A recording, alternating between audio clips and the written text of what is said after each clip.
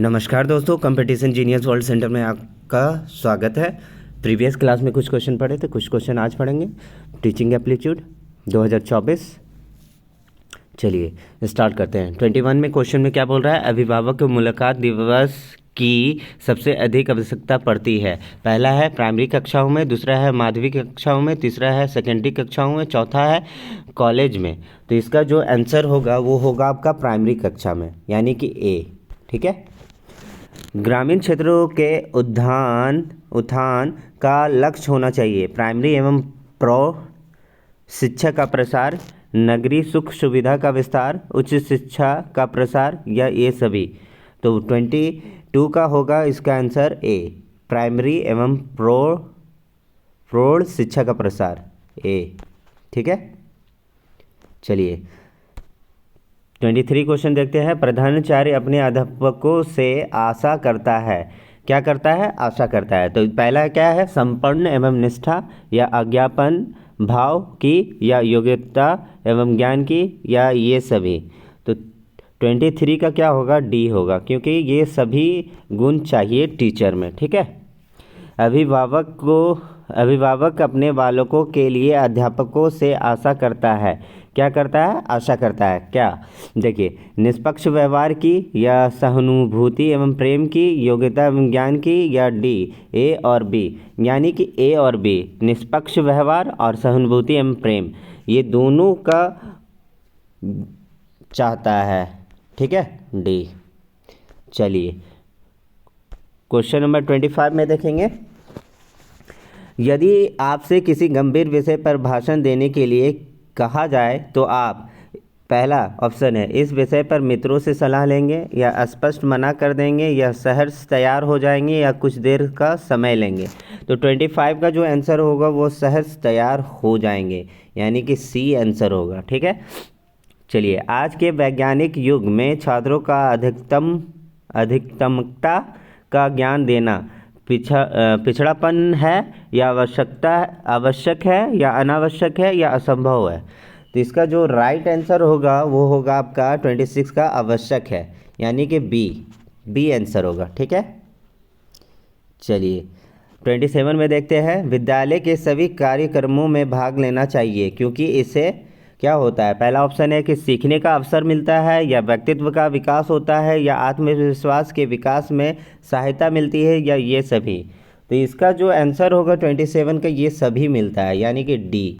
क्या है कि सीखने का अवसर मिलता है, व्यक्तित्व का विकास भी होता है, आत्मविश्वास के विकास में सहायता मिलती है, और ये सभी होता है। ये एक विद्यालय में कार्यक्रम जब भी होता है तो बच्चों को भाग लेना चाहिए, ताकि वो उससे सीखने को मिले, व्यक्तित्व विकास हो, स्किल्स डेवलपमेंट हो, है ना। चलिए 28 क्वेश्चन में देखते हैं। किसी भी विषय वस्तु को छात्र को सरलता से सिखाने के लिए अध्यापक का सर्वप्रथम गुण होना चाहिए। पहला तो आत्मविश्वास, दूसरा है विषय वस्तु का ज्ञान, या प्रभावी अभिव्यक्ति, या सहजता। इसका जो राइट आंसर होगा 28 का वो होगा प्रभावी अभिव्यक्ति, यानी कि सी आंसर करेक्ट है। ठीक है। प्रभावी व्यक्ति होना चाहिए, क्योंकि अगर नॉलेज है, ज्ञान है, सब कुछ है, लेकिन प्रभावी अगर हम किसी भी छात्र को अगर हम प्रभाव नहीं दे सके तो वो बेकार हो जाता है। ठीक है। चलिए आगे देखते हैं। 29 क्वेश्चन में, विद्यालय में खेलों के आयोजना का उद्देश्य होता है। पहला, छात्रों को किसी कार्य में लगाना, या शरीर को हष्ट-पुष्ट बनाना, या प्रतियोगी खेलों के लिए तैयारी कराना, या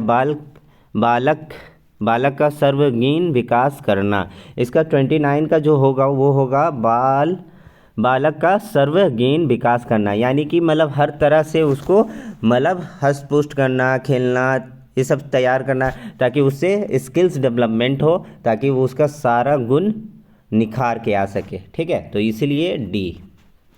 चलिए 30 क्वेश्चन में देखते हैं। एक छात्र की दृष्टि से विद्यालय में छात्र संगठन के बारे में आपकी धारणा है। पहला है ऑप्शन कि इनसे कोई लाभ नहीं है, या विद्यालय में दादागिरी फैलती है, या शिक्षकों का अन्यायों के विरोध लड़ने का एक साधन है, या छात्रों में नेतृत्व की भावना बढ़ती है। तो यहाँ पर जो 30 क्वेश्चन है, 30 में क्या होगा? छात्रों में नेतृत्व का भावना बढ़ती है, यानी कि डी आंसर होगा। ठीक है, चलिए स्टार्ट करते हैं आगे। 31 में देखिए, शिशुओं के लिए शिशुशाला में आवश्यक है खेल के अवसर प्रदान करना, सामान्य ज्ञान देना, भाषा पढ़ाना या कहानियों सुनाना। 31 का जो आंसर होगा वो खेल के अवसर प्रदान करना। चलिए, एक अच्छी पाठ यानी कि ए होगा आंसर। ठीक है, 31 का। एक अच्छी पाठ्य पुस्तक वह है जो अन्य विशेषताओं के अतिरिक्त अनिवार्य रूप से सम्मिलित करती है। पहला है परीक्षकों का निर्देश, गृह कार्य के अभ्यास या शिक्षकों को निर्देश या प्रकरणों की सूची बहुत से। तो इसका जो राइट आंसर होगा 32 का वो होगा शिक्षकों का निर्देश, यानी कि सी। ठीक है, चलिए आगे देखते हैं।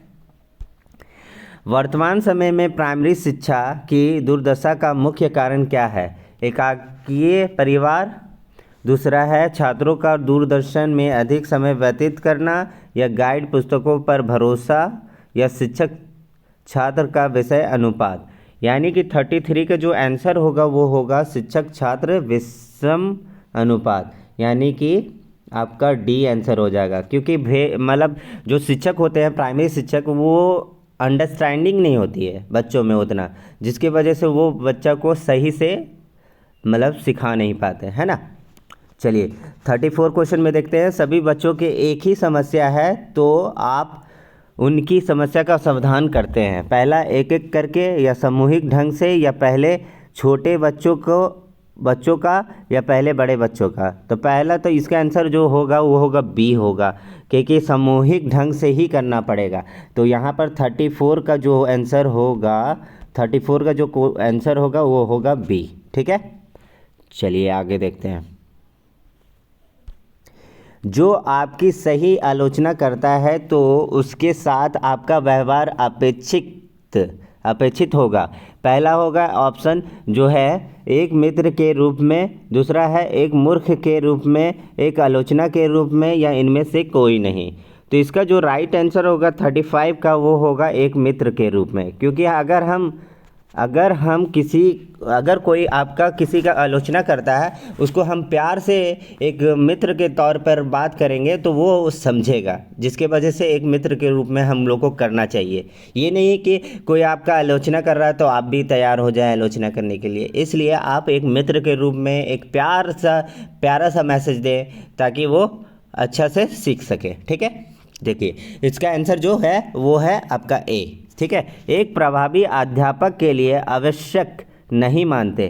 पहला केवल दंड देने वाला हो, वह विषय को रोचक बनाता हो, या सृजनशील हो, या वह उत्तम